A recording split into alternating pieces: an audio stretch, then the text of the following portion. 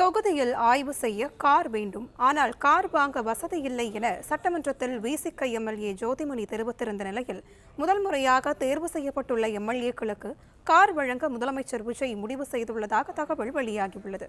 இதுகுறித்த கூடுதல் விவரங்களோடு செய்தியாளர் மகேந்திரன் இணைப்பில் உள்ளார். மகேந்திரன், வணக்கம். மேலும் விவரங்கள் என்ன பதிவு பண்ணலாம்?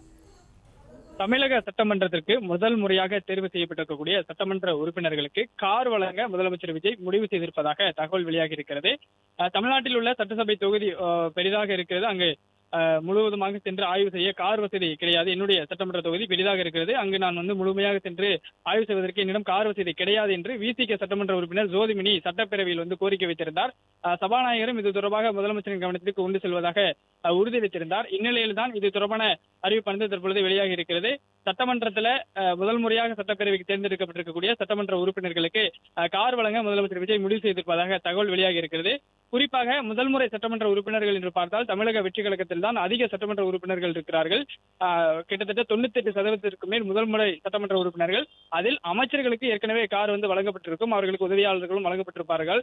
ஆனால் அமைச்சர்களை தவிர்த்து மீதம் இருக்கக்கூடிய முதல் முறையாக தேர்ந்தெடுக்கப்பட்ட சட்டமன்ற உறுப்பினர்களுக்கு கார் வழங்க திட்டமிடப்பட்டிருக்கிறது. உதவியாளர்களும் வழங்க திட்டமிடப்பட்டிருப்பதாக தகவல் வெளியாகி இருக்கிறது. 70க்கும் மேற்பட்டோர் தமிழக வெற்றி கழகத்தில் அப்படி பார்த்தால் முதல் முறை சட்டமன்ற உறுப்பினர்களாக கார் பெறக்கூடிய தகுதியுடையவர்களாக இருக்கிறார்கள். அது மட்டுமின்றி விசிக, அதே போன்று கம்யூனிஸ்ட் மற்றும் திமுக, அதிமுக உள்ளிட்ட கட்சிகளிலும் முதல் முறை சட்டமன்ற உறுப்பினர்கள் இருக்கிறார்கள். இதில் அனைத்து கட்சிகளையும் சேர்த்து முதல் முறையாக சட்டமன்றத்திற்கு தேர்ந்தெடுக்கப்பட்டவர்களுக்கு சட்டமன்ற உறுப்பினர்களுக்கு கார் வழங்க முடிவு செய்திருப்பதாக தகவல் வெளியாகி இருக்கிறது. பிளே ஸ்டோர் மற்றும் ஆப் ஸ்டோரில் இருந்து பாலிமர் செயலியை QR கோடு மூலம் பதிவிறக்கம் செய்யுங்கள். செய்திகளை உடனுக்குடன் பெறுங்கள்.